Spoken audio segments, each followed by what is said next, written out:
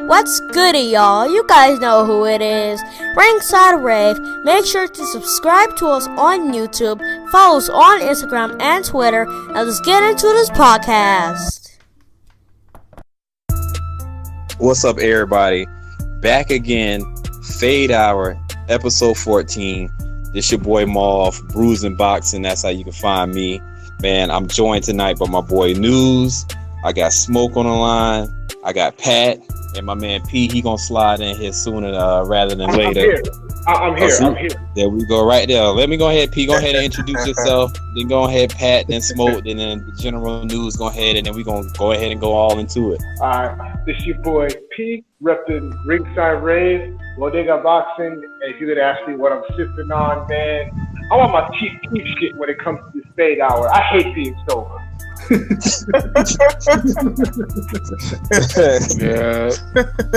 Go ahead, Pat.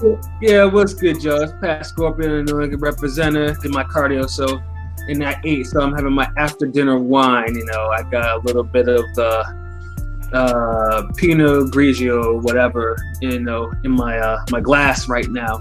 So yeah, far out. You know what I'm saying?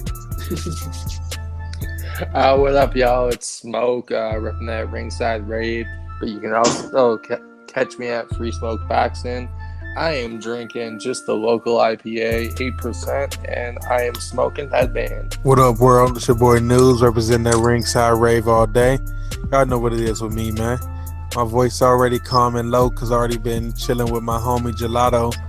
You already know what it is. Consecutive streak going long. Feeling like Brett Favre right here with the Iron Man streak with the Gelato right now.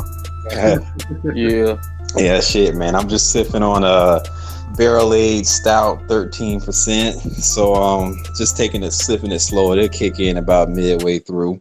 But yeah, before we get into this PBC, man, you know, earlier they released their 2019 schedule. You definitely gonna have to return a one-time Keith Thurman. Leo Santa Cruz, and just a list of others. But before we even get to that, let's just go ahead and recap Oleksandr Usyk's punctuating retirement sending knockout of Mr. Pretty Ricky, Tony Bellew, man. How did y'all feel about it? How did y'all have it before the knockout? How did Usyk look? Where does he go from here? Where did Bellew go from here? Go ahead and jump in, guys. Let me see. First of all, I thought like the fight was good. Originally I didn't see it live because unfortunately it was quality time with me and my lady. And you know, my lady, she doesn't mind my boxing thing, but when it's quality time, you know, I have to toe the line. I know Newzz and Maul. You know about this. You know, you gotta make. Sometimes you got to bargain with your ladies. You know what I'm saying? Right. You'll get there. And so I didn't watch it live. I had to catch it later. But some of the reaction I got, it was like, it was a brutal knockout, and you know, it was a really good fight. So, I missed fight of the year. It was not a fight of the year, but it was a really good fight. One thing that I did notice, Usyk, they were a little bit tentative in the beginning. There wasn't a whole lot of action. But once it started getting to it, I noticed that Bellew was landing on Usyk, and I thought he was winning the fight, but not by much, probably like a round or two. And but I think Usyk, though, the movement and he was showing in that left hand, I think the activity, because Bellew was had too much, was moving, or his volume wasn't, let's just say, it was more than he was used to doing, and and he kind of wore out pretty quickly. And the left hand that actually sent him to the canvas, that was it. Because those ring ropes are hard. Like if you the way he landed, frankly, I was surprised he actually did get up from that. You know, those shots that he hit him with before those two. Yeah. I was watching that fight right before we did this show, and he hit Bellew with two huge left hooks. I was like, damn. So, hey, you knew it was only a matter of time, like you said. It was so interesting to see Usyk throw the left hook as much as he did, because that's his natural lead hand. power hand, and so he was coming wide with it, but he was landing like almost every goddamn time. Yeah, go ahead. Jinx. Because Bellew, because he got tired, he got more stationary, and that was the problem. That's why he was landing. So that's why he was landing those left hands. You know, because he was breathing a little bit too hard, and then that was it. Man, go ahead, P. I thought it was a good fight before the stoppage. Honestly, I had Usyk winning the fight. I think I gave Bellew like 3 rounds. I think I might have only gave him 2. Honestly, I think it was more of Usyk was doing the boxing, and he was boxing him, but he was getting hit a lot with the harder shots. Bellew's shots were definitely the harder punches. So I can see why people were giving Bellew more rounds, and why some people thought he was winning. I didn't think he was winning, but I thought he was making Usyk work for it. And then it was just after the 6th round, he just ran out of gas, and that was it from there. You could see he was breathing hard, that he was more stationary. He was hit a lot more, and the punch that put him down was a hard one. That shit hurt. And so it was how I thought it would go. I didn't think he would stop him that early, but it is what it is. Yo, I honestly thought that Usyk would cruise to a unanimous decision, but I was surprised to see him bigger in the ring than Tony Bellew, Pretty Ricky, whatever you want to call him. And then Pretty Ricky caught the first 3 or 4 rounds, and it was like, shit, what's happening here? Yeah. And then you saw robot mode activated. Him and Lomachenko, they don't do the same thing, but the same thing happens. When they activate that robot mode, Floyd used to do the same thing. I mean, a few other fighters do it. But they get false sense of hope. Yeah, when they make their adjustments, it's usually game over. And Usyk, he was getting caught with right hands early on, and if they were a little bit harder, they probably could have, rocked him and changed things a little bit. But once he got past round 6, everything changed. Turned to a different fight. I thought he was just gonna cruise to a UD, but he knocked him the fuck out. Yeah, he left my man crying after the fight. Was he? Yeah, he's kind of an emotional guy for someone like him. I'm surprised, but yeah, because he knew it was the end at the end of the line for him. I mean, people built it up as if he stood a chance in the fight, though. Which is what I never understood, which is why I never saw it, yeah. Or I didn't give him an opportunity to win the fight. I said he was gonna win. I thought he was gonna win 2 rounds. In the fight I watched, he won about, in my opinion, he won about maybe 2. Or I didn't really 3, maybe 2. I gave him the first 3. 2 out of the first 3. He was gonna way to winning about 2 rounds, maybe 3 rounds and losing 9-3, but then he got knocked out unexpectedly because it did come out of nowhere. He just got knocked out of nowhere, but they built it up you gotta watch out because Bellew has this power and Usyk, the bomber. Come on, man, what happened? Man. Another dude down and out, man. So I got a question. Yep.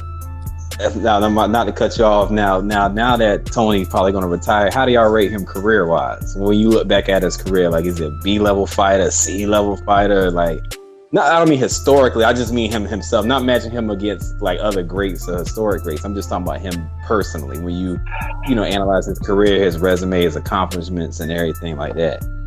He's a solid B-level, maybe a high B. I mean, he became a champion. Where I didn't think. He has his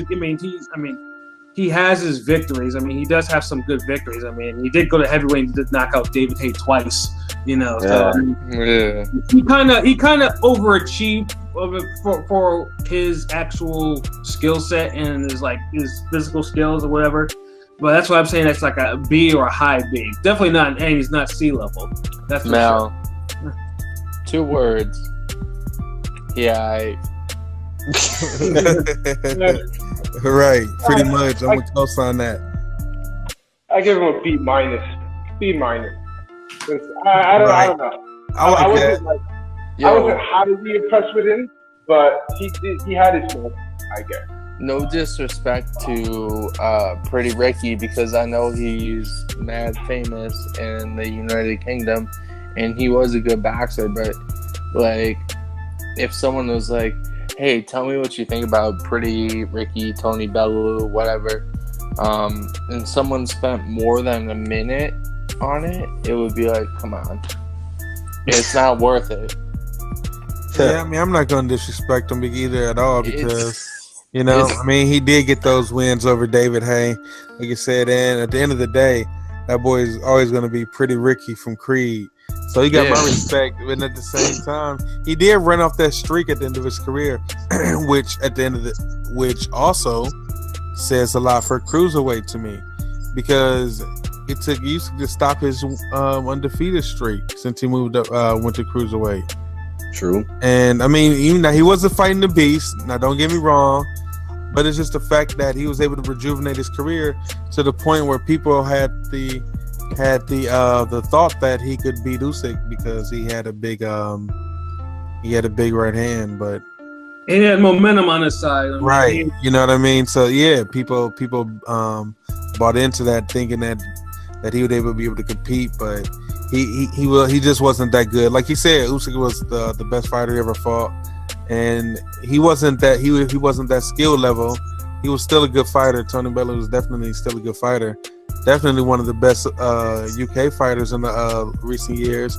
Even though he wasn't great, he was still a good fighter, and he also always fought. So I ain't gonna say, I'm not gonna say like anything to downplay him his career. He had a nice career, definitely for his level though, I'd say. So with that being said, man, how do y'all see Usyk's 2019 playing out? Because we know moving up to heavyweight is the next move. There's no need to wait around for the cruiserweight.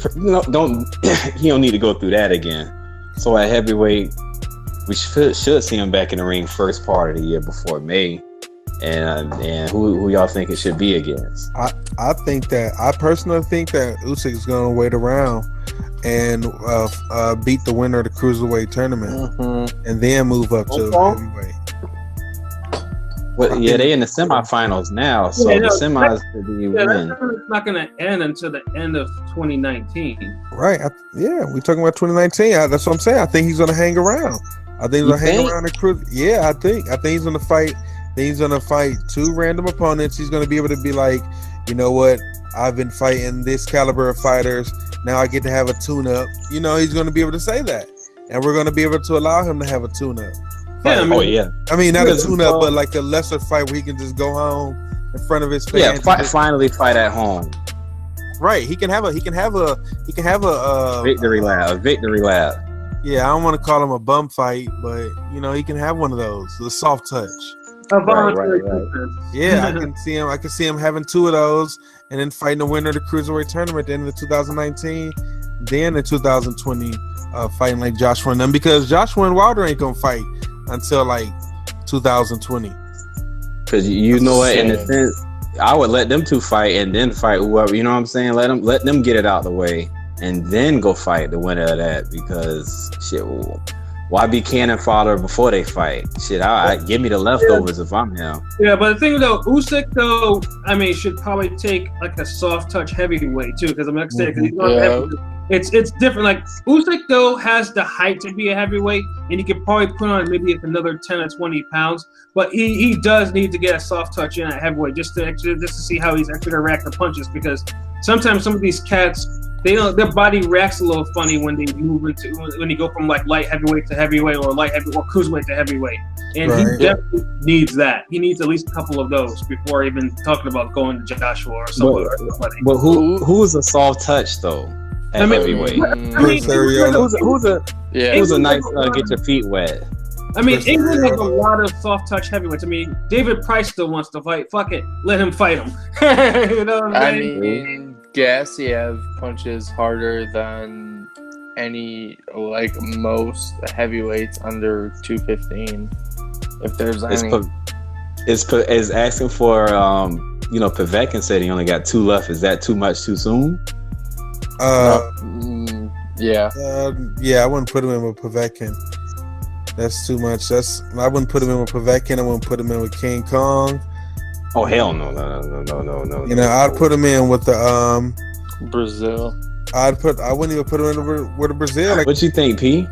Well, from what his interview after the fight didn't seem like he's all that ready to go to heavy. It doesn't seem like he's itching to move up in weight. I don't know. He was like, I got to think about it. It didn't seem like I don't think he's gonna move up just yet. I think he might take like one more fight or two in cruiserweight and then move up to heavyweight. But I'm not sure who you would match him up with when he does move. It's got to be I don't want to say a soft touch, but there's not the big names right away. He's got to get acclimated to that weight. Not really acclimated to the weight, but like it's different. It's a different ball game, right. Different ball game, bigger punchers. You don't want to just put him in with the biggest punchers right away. So you got to tread carefully. Yeah. Like going to heavyweight, kind of. Because I've made it known that I'm not a fan of going to heavyweight because I don't find his style conducive to winning big heavyweight fights. Really? So, yeah. Yeah, go ahead and you got to want to go in deeper on that just to give everybody why you say that. I feel like stylistically wise, like he can box very well, so I feel like he's way too hittable for my liking, and like he takes shots, like heavy shots, because even when he was boxing Bellew, when he was moving, he was getting hit, like he was open for shots, heavy shots coming his way, and I don't see him being able to hold up against big heavyweight taking those big punches. I don't see it. Gotcha. Weren't you just referring to him as Alexander Jones Jr. on the last cast? Y'all must have forgot. No, I didn't forget. I think after one weekend, we're gonna turn our back on him, P. No, I'm not turning my back. I said that way before last week. I don't know. I think he could beat some of the low, like some of the mid card guys at heavyweight, but the top heavyweight guys, no. That's why I said big heavyweight fight. Would you right now, without him taking a fight at heavyweight, would you favor him over Tyson Fury? No, I don't see it. I'm not. Now you got me thinking about that. Right. Is that a serious question? I mean, Who do you think will win, Smoke? I mean, Usyk, who's never fought at heavyweight before, versus Fury, who's only fought at heavyweight. Mm-hmm. Are you serious? I mean, that's a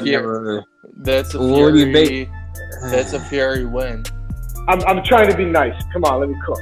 I'm trying not to seem like I'm shitting all over Usyk on this podcast.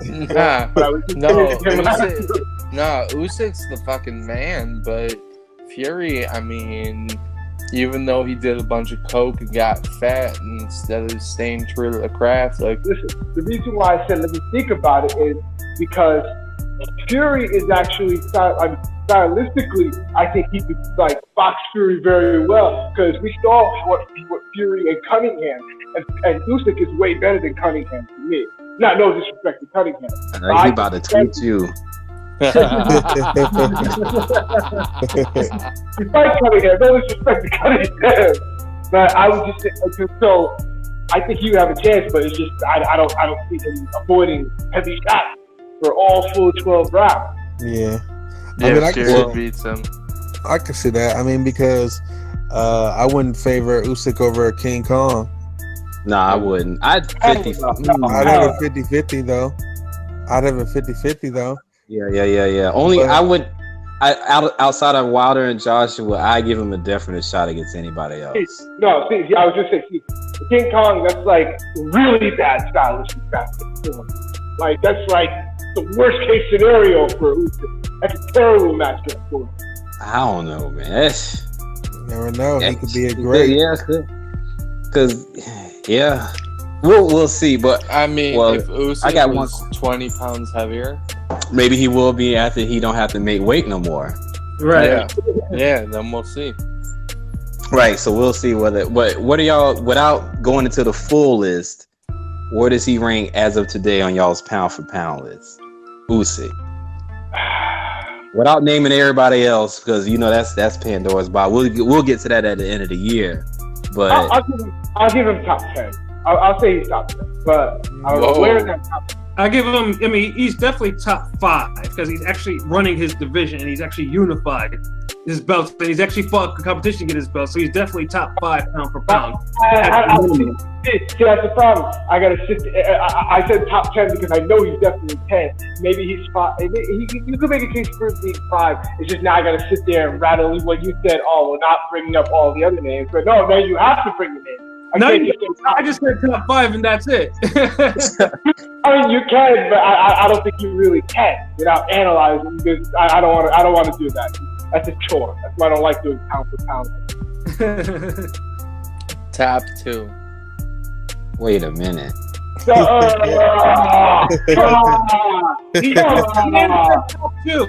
Just leave it at that. I can see that. Yeah, I won't argue that. Now, I want. Okay. That's right. You don't argue that. You said the man said top 2. God damn it.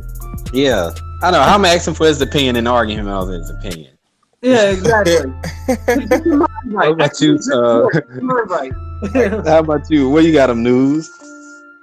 I got him in number 5. Number 5. Top 5. Yeah. No, I got Top him. five. I got him at as high as number 5. I still wouldn't put him over Canelo. Hey, Newzz, come on, man. Come on, stop that. I wouldn't put it over Canelo because at the end of the day, No, you right. I'm gonna tell you why. I'm gonna explain why. Because at the end of the day, when you bring up resumes, you can't just tell somebody like me, look at my resume, look at your resume. I'm a person that's gonna say, okay, let me look at your resume. So I'm gonna open it up and I'm gonna check your resume. Yeah. And when I check the resume, the reason I can't put Usyk over Canelo is that because Canelo beat GGG. That's a better win than any win that Usyk has. So I mean, there's no win that Usyk has that's on that level. We don't know how good Garcia really is. I mean, he was 22-0, but I still don't. He didn't make it through the tourney. He got to get a better win. I mean, I don't think he can get any higher than 5 actually out of cruiserweight because there really isn't any competition in that weight class really. I mean, I don't know. I don't know, man, because they seem good, but then all of a sudden it's always here come the next person. But they were just doing. Remember when they just pumping up that one guy? What was his name? Glowacki, just like a year ago or something like that. Yeah, Jabberwocky. I forgot what the guy's name was. It was like a cruiserweight. Let me ask you something funny. Terrence Crawford. Oh, see, I said we gonna do this at the end of the year. Here we go. Go ahead. You gotta think before you ask some of these questions, bruh. I mean, it's like, all right, so T-Craw has eye test with Usyk is about similar. Usyk has knocked out better competition as of this weekend. So Terrence Crawford is pretty much like 1 through 3. So why would you put Crawford above Usyk? Why would I put Crawford above Usyk? Because at the end of the day, the dominance that I've seen, I have never seen Crawford in a fight like Usyk had. He's had a close fight.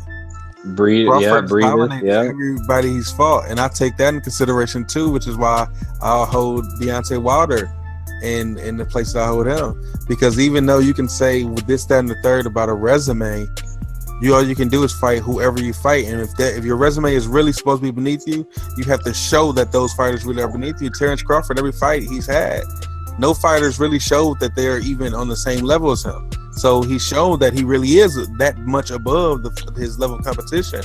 So I have to raise him above that. He's fighting B fighters, and he's way better than them. So I know he's an A fighter. So that's how I have him above Usyk, because Usyk is going 64. He's going 65-35 with fighters that don't even think they're that good at cruiserweight.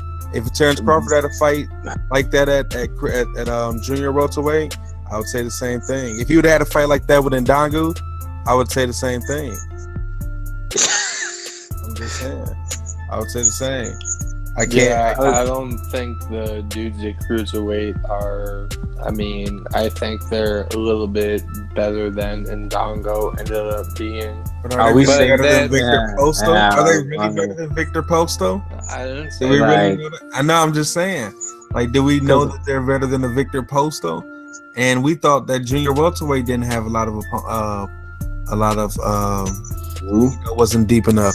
So cruiserweight, it's almost the same to me. So I would like to see Usyk up at heavyweight too, to see what he can do against a fighter like a big baby Miller, who's just going to come at him throwing 1,000 punches and see what Usyk does to him. I'd like to see that fight. Hopefully it'll come into fruition in 2019. But speaking of 2019, PBC blessed us today, Pauls, with an immense fight schedule. And P, your boy is back. Yes, one time. Remember this back? Yeah, man. January 26th, man. He's going to be back in the Barclays on Fox at that. You know, Fox. Yeah, they signed that big deal, and he's going to be there against Josecito Lopez, and Kanaki and Gerald Wallace will be on the card. Washington. Gerald Wallace. Hey, he did play for the Brooklyn Nets back then. He did. So, hey. Yep, he got dunked on by Kobe. My boy, right. Here we go. Yo, until one time is weighing in for the fight. Oh, here he go. No, that's all I'm gonna say. Until he's weighing in for the fight, I'm not 100% sure it's going on. Right. So, because remember, me and P, had tickets for fucking Thurman and Porter when that shit was in Connecticut before Thurman had an incident with the damn shopping cart. They Rave mixed that. But now let's go through this. Let's go to this list PBC did, man. We just all gonna go around the room and say whether we bush this fight or card, or we like it or we fuck with it. December 22nd, which is already announced. We already spoke on it before. You got Charlo and Willie Monroe, then Little Charlo and Tony Harrison. We throwing this in the bushes. We throwing this card in the bushes, or we fuck with this. Fuck no. We're it's good. Thumbs up. Yeah. I'm keeping it. Keeping it. The Charlos back in action. Jamel Charlo, Tony Harrison has shown more in his career than Erickson Lubin has. Where is he? So this is actually a better fight than that fight was. Yep. So I like to see that fight. Even though we're all going to pick Jamel Charlo for the fact that we can't trust Tony Harrison's chin. I'm sorry, but I can't have this card. Nah, it's on Fox. Exactly, bro. We ain't gotta pay for it. I ain't gotta pay $10 on a stream for it. It's on my regular TV. It's on Fox. I gotta see Willie Monroe on TV on Fox, bro. You had to see him on HBO. Oh yeah. I don't want to see him anywhere. Hey, Newzz, you know what Pat gonna say now. Listen, I understand. I feel it. I understand. I'm not saying it's a great card. I'm saying throw it in the bushes type card. No, I can't say that about this card. Yeah, that's before Christmas, y'all. Come on, that's before Christmas now. Think of the kids. I'm keeping this card. We put it in the. I'm keeping this. Man, them niggas is rich, man. What are you talking about? Think about the kids. Them niggas is already rich, man. They don't need to end of the bracket. But shit, what about the January 13th? This will be on FS1. Lil Uzi Vert, Jose Uzcategui versus Caleb Plant. That's the main event. So we bushing it or we fucking with it. All right, we fucking with it hard.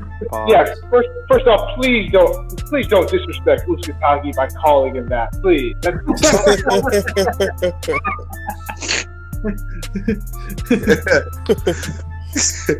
Well, before early predictions on that, Uzi. Knockout. Usyk, yeah. I mean, it's just sweet pressure. I mean, he's got some to the bushes before round 7. Is that Sweet Hands? Yeah. I'm going with Sweet Hands in that one. Nah. I'm going with Sweet Hands in that one to pull off the upset. I didn't like how he looked against Porky Medina. Like Porky Medina was in that fight injured, and he let him off the hook. I know, but I'm going with him for his story alone. Like Sweet Hands, he doing it from the bottom. He trying to make it by any means necessary, and he trying to make it by his literal blood, sweat, and tears by his hands. I'm going with from Sweet the Hands. bottom. Now we hit. Yeah, so I'm going with him just because his story. Like on some real. Yeah, I mess with Caleb Plant. Yeah, listen. Usyk took a bare knuckle left hook from a Darrell relative and didn't blink. So I have to fuck with it. That showed me a lot of things. That showed me that he's not doing shit. Kentucky? Yeah. I gotta fuck with him, because he took a shot and he ate that shit like a G. So I'm like, okay, I gotta fuck with him now. So yeah, I think I knock out Plant. Where's our champ in recess? Who? Ramirez? No, Benavidez. Benavidez. Tony Montana. I think he has a fight. Wait, didn't they announce he has a fight too?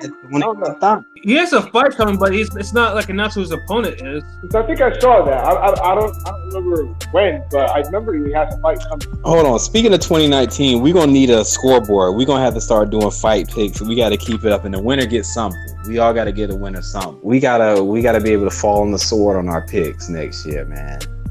I'm pretty sure there's like an online boxing thing or app that you can score shit. But before something doper than that. Got you. The next card is the 26th, 2 weeks following that on Fox. Obviously, like we mentioned earlier, Keith Thurman is back against Josecito Lopez. Oh yeah. Yeah, that'll be in the Barclays, man, and Kanauki and Gerald Washington. So we bushing that card, or we fucking with it? I'm bushing that card. Nah. I'm bushing that card. I'm messing with Keith Thurman being back, but that card trash. Kanauki versus Gerald Washington is a co-main. Yeah, Newzz, I agree with you. I don't bush that one because, like I said, Kanauki, Gerald Washington, I don't care about it, but it's a type of C-level heavyweight fight that is needed. On Fox. Hey man, I'm not PBC, man. I don't. You know what I mean? Like not on that. I'm not saying the fight. I'm not saying the matchup is trash. I'm pushing the card on. We talking about on Fox. All these are on Fox. Now let's mind like that Uzi and Caleb Plant. That's FS1. If that was Fox, my thing would have been different.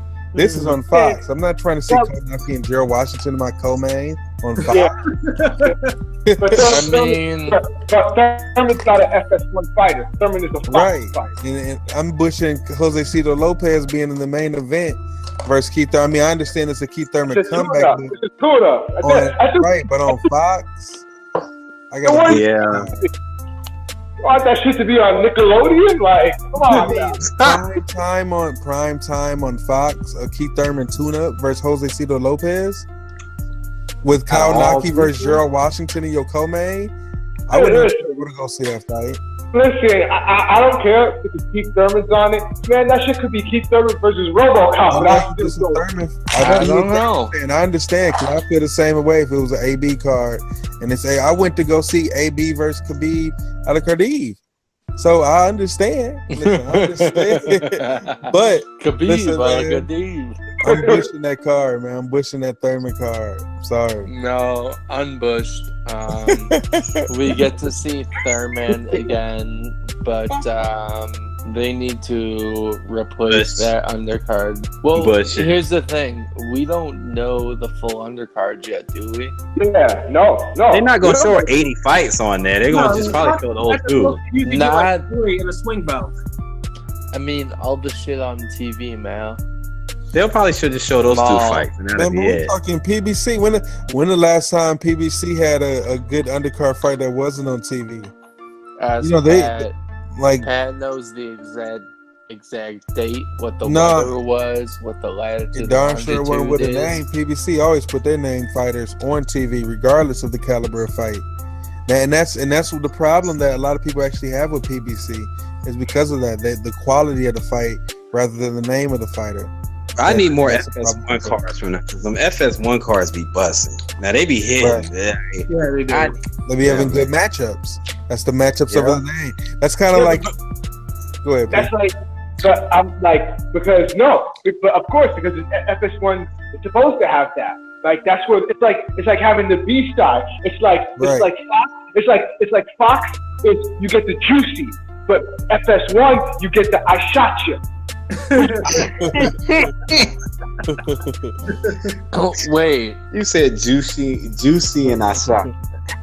Who shot you? do you mean who shot you? Separate the No, beef- I corrected myself. It's who shot you. separate the weak from the obsolete. Obsolete. Who shot you is better than Juicy. But no, but you're not getting it. You're not getting it. But no. Hold on.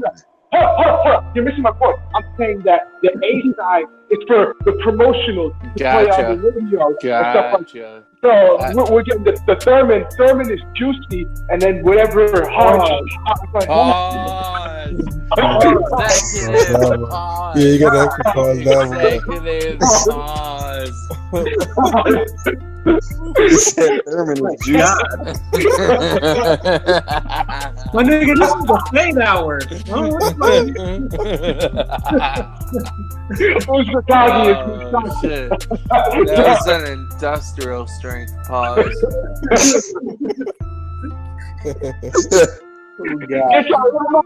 Y'all might be the guy. Fuck y'all.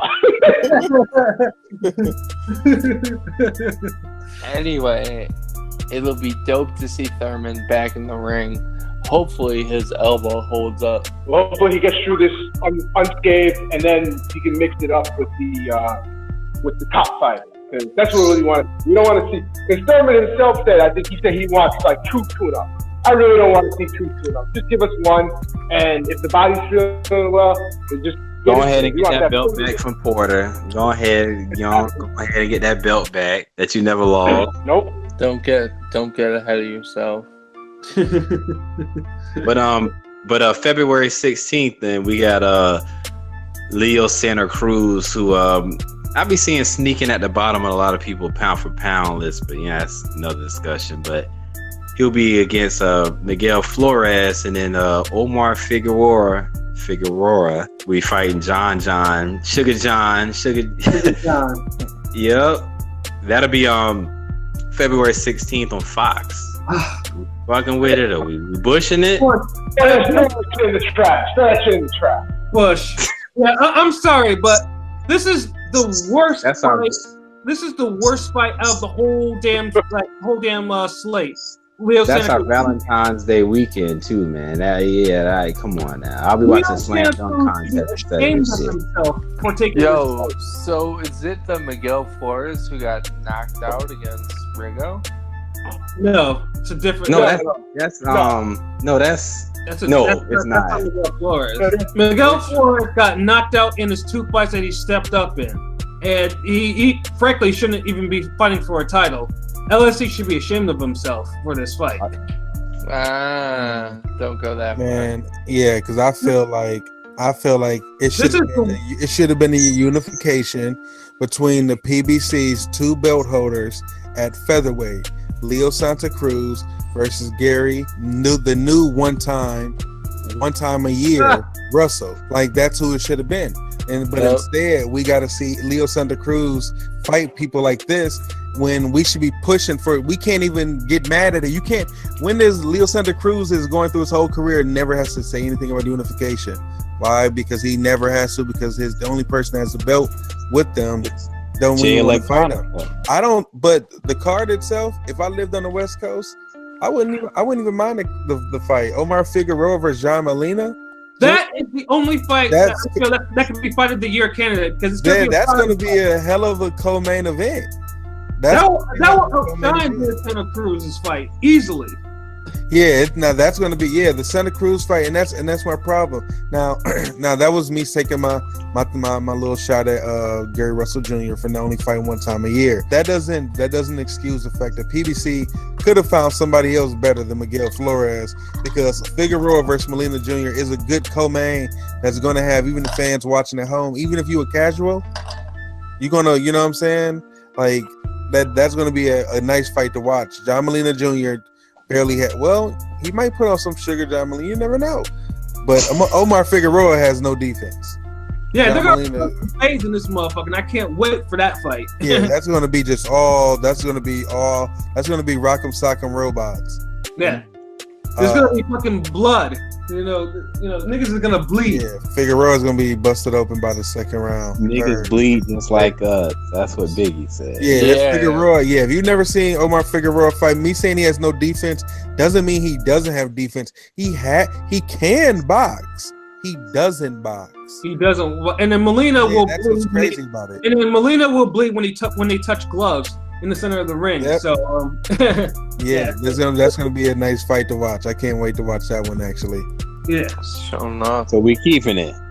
Not halfway. No, we only keeping it to the co-main is over.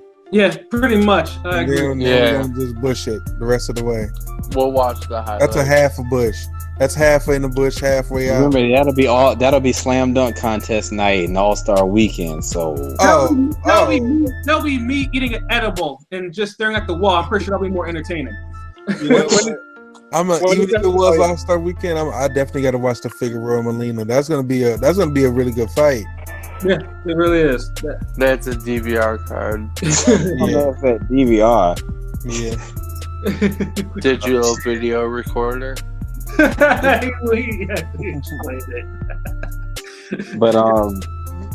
the next February 23rd, the next Saturday, we got Anthony Durrell on FS1 fighting in Minneapolis. And Pat knows how to pronounce the guy he's fighting. I can't pronounce it. I'm not even gonna lie. Why is he fighting in Minneapolis? Sometimes these locations make no sense. I don't think we should talk about this fight. Pretty much, I mean, what's going to happen is Durrell is getting gifted a WBC belt because this is for the vacant WBC super middleweight title.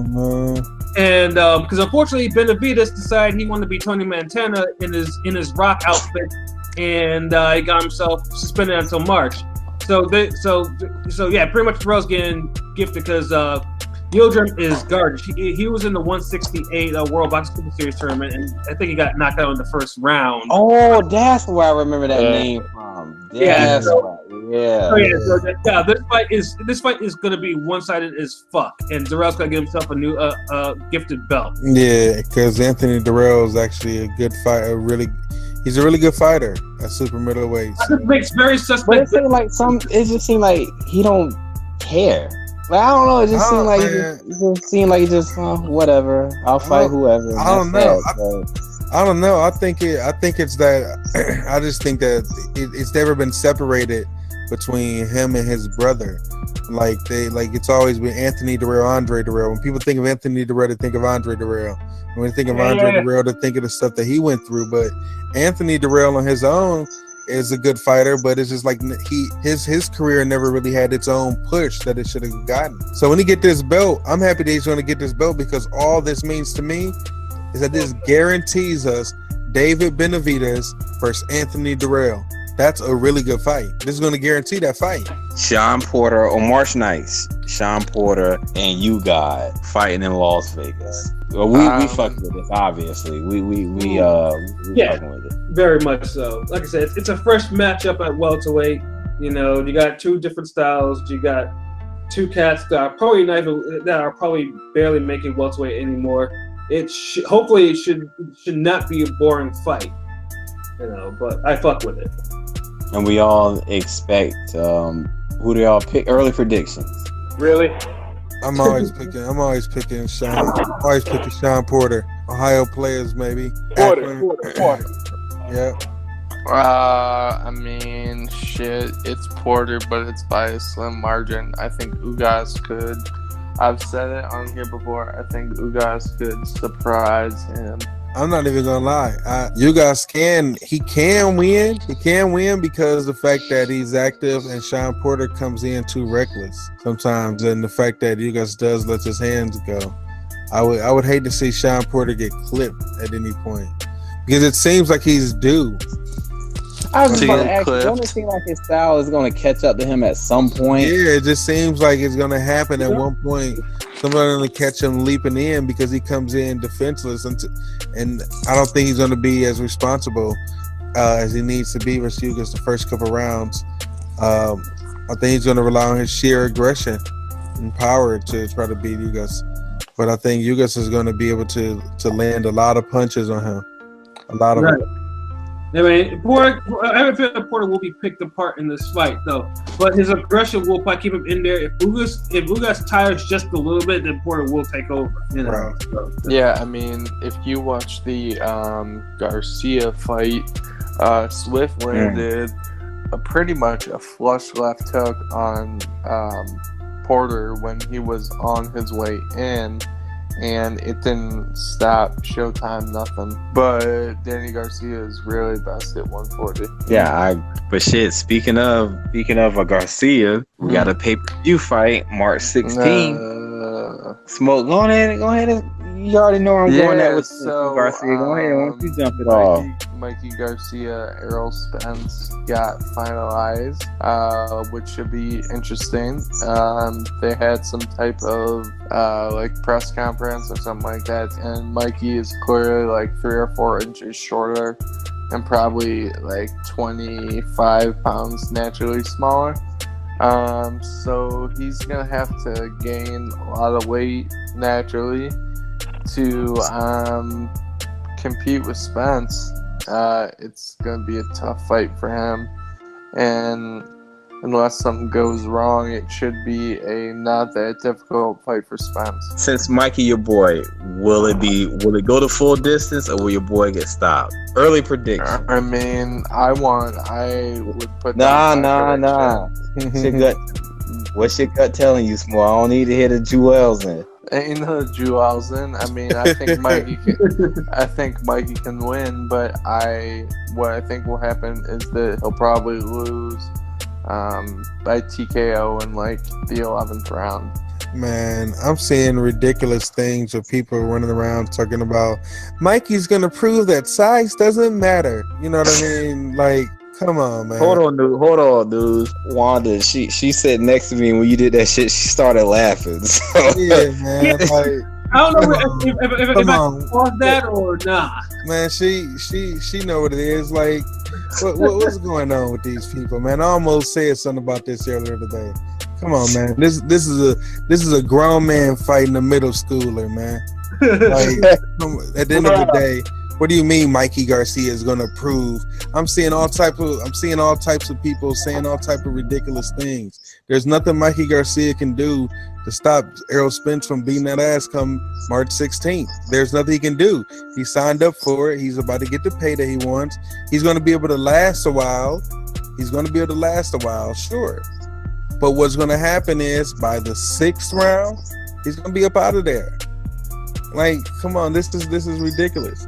But I also want the same people that's pumping Mikey Garcia up to remember that after the fight. Don't try to start saying, well, Errol Spence, Mikey Garcia was just too small for him. We told y'all before the fight. Y'all still wanted it. Yeah. You said skill was going to get the job done. It didn't. But now you want to go to size as the excuse when you said skill was going to overcome the size. Who said that, though? These people that's running around saying size ain't going to matter. I mean, I'm the biggest Mikey Garcia fan that you know. I mean, listen, man. Listen. These people are running around here on social media with their little banners up, running around here talking about size don't matter. Like, at the end of the day, I almost went back like, man, come on, man. Get these people out of here talking about Mikey going to be able to show the skill. How is this going to happen? When it doesn't happen, are we going to be able to pull up these same things and say, you said that the size will not matter, the skill is going to overcome it. But now you're taking that away from Errol Spence. Now you're taking the credit away from him by saying Mikey Garcia was actually too small when you didn't believe it. So I don't know. That's one thing I'll be liking about that. I think people preparing to take the credit away from the truth. That's why I wanted to take this. Go ahead, P. Bruh. Fucking Spence and Mikey, when they faced off face to face, Spence made that man look like Muncie Bones. Fuck out of here. It's going to be ugly. It's going to be bad. Mikey's going to have his moment.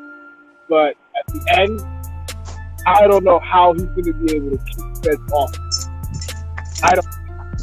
And honestly, I can agree with Newzz because I'm getting a little tired of science is Mikey's like science doesn't matter. Or here's my favorite. I've been seeing this like every day on Twitter. It'll say a picture and it'll be like, here is Mikey Garcia on his way to sign the Spence fight, and it will show a picture of Randy Marsh from South Park wheeling his big balls in a wagon. I don't know if y'all watch South Park, if y'all remember that with the weed episode. Right, yeah. Yeah, like, I'm tired of seeing that shit. Like, y'all gotta give him extra credit, and then when fight time comes and he gets beat up and they have to stop that fight to preserve that man's health, y'all are gonna be like, well, like making a moral victory shit. Y'all keep let's just keep it. But you can't pump him up and then double back down, and then at the end kind of hedge your bets. Well, like, no, are you going with him or are you not? Are you saying he's gonna beat him or are you not? You're implying that he's gonna beat Spence, but then when it doesn't happen, you're gonna make excuses. You got to give Earl the props because you thought he could lose to him. Don't pull a Skip Bayless and hedge your bet. Like, nah, make it clear. If you think he's gonna beat him, then say it. Don't imply. Well, so the thing is that Mikey Garcia jumping up 2 weight divisions when nobody else in Errol Spence's own division will fight him does say something about the gravitas that he possesses. But yeah, I mean, if Mikey chooses to fight at 147, that's his choice. He's probably going to end up taking an L via technical knockout or knockout. But we'll see what happens. I mean, like I said, it's a fight. I mean, I can't get excited about it because, like I said, I do think it's a mismatch. Mikey is skilled, but we have weight divisions for a reason. And add to the fact that both these niggas have better competition in their own respective divisions than fighting each other. And then add on to Mikey actually wanting this fight, which is even more asinine. I don't even know why. It's just like it just doesn't. I mean, I'm gonna watch it. I mean, why it's on pay-per-view? That's another question. I'm gonna watch it, but it's just like I can't get excited over it because it's just too much. It could be. I just have that feeling it could be a mismatch going wrong. What's crazy about it though is that, and I'm gonna say this, the whole thing about Mikey Garcia is courageous for doing it. That in the whole build-up, which you know what I mean, he is courageous for taking on the challenge others aren't. That's the same story, the same BS story they ran for Kell Brook for weeks and weeks and weeks. And then Kell Brook finally climbed into those ropes after he jumped up 2 weight classes and got his face broken for it. Afterwards, we don't hear nothing about how tough Kell Brook was. He's an afterthought at this point, for real. How often do the media talk about Kell Brook anymore? We don't talk about none of that. It's in the lead up. We did. Mikey Garcia, hopefully he doesn't get injured doing this, because at the end of the day, the people that's pumping you up, right? They're going to pump you up on the way there. But if Earl Spence really hurts you and you're not the same fighter no more, they're not going to say, well, they're just going to say, well, Mikey Garcia used to be good until he fought Earl Spence. And right. That's what the story is. Loma's going to be fighting damaged goods. Right. It's not Rudy. It's not any of those feel-good movies. It's real life. It's boxing. You know, no, you're right. Because what was we saying? What was the the collective saying at the Spence beat Brooke? Man. Brooke was coming down from 160. His eye was already fucked up. Yeah. Right, you just don't want to be damaged goods, and that's the only thing. That's the only thing I hope. I hope Mikey Garcia. I think he's going to lose by a knockout, but I'm hoping that. I'm just saying. I'm hoping he don't take any type of damage that could ruin his career, because Mikey Garcia is a beast at 135. I want to see him at his peak versus. Let me ask you a question though. All jokes aside, what does he do better in the ring than Spence though? Like what advantages does he have? What advantages does he have that he can take into the fight? I don't know. All of his technical skills just better. He's a better jabber than Errol Spence. Jab, speed, balance. I don't know. I look at Errol Spence. I think we're disrespecting Spence a little bit. I don't think he's just some brute that's just some there. prodder, right? Yeah. Well, so here's but Mikey's highly skilled. It's like comparing. It's like even though you top notch, there's just somebody that may have a little more elite skills. Got your number. Even though you may be Tracy McGrady, it was still Kobe Bryant. I'm just saying. So Errol Spence does have elite skills. He's one of my favorite fighters, one of my top 3 favorite fighters.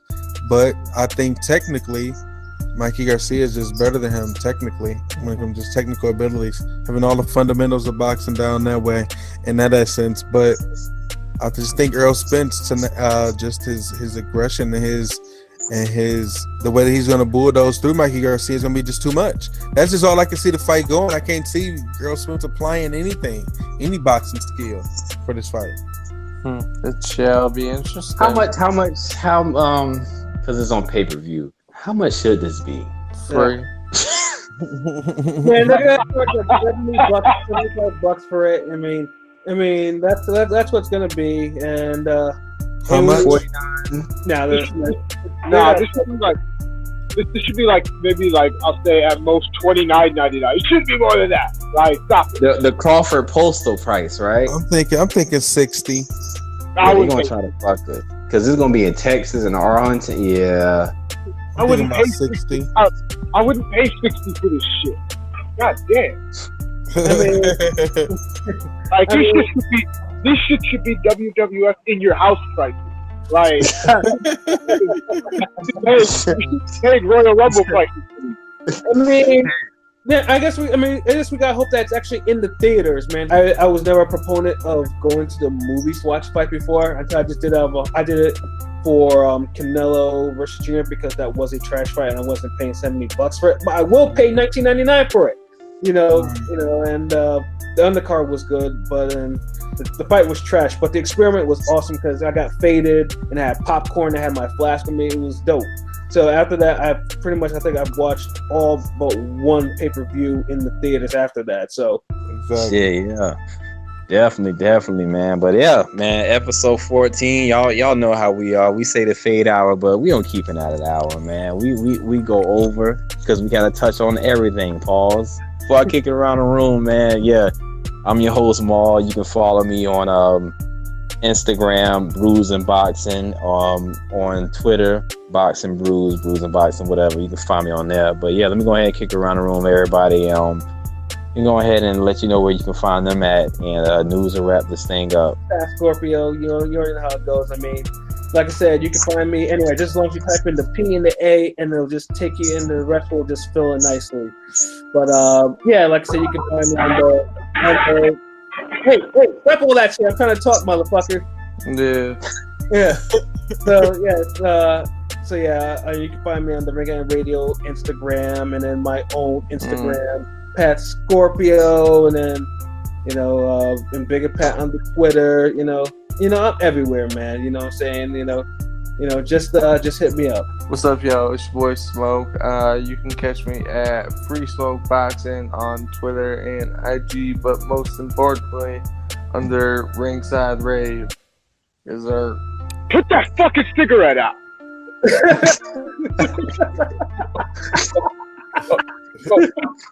Oh shit, my mic was on. I didn't even realize. All right, man.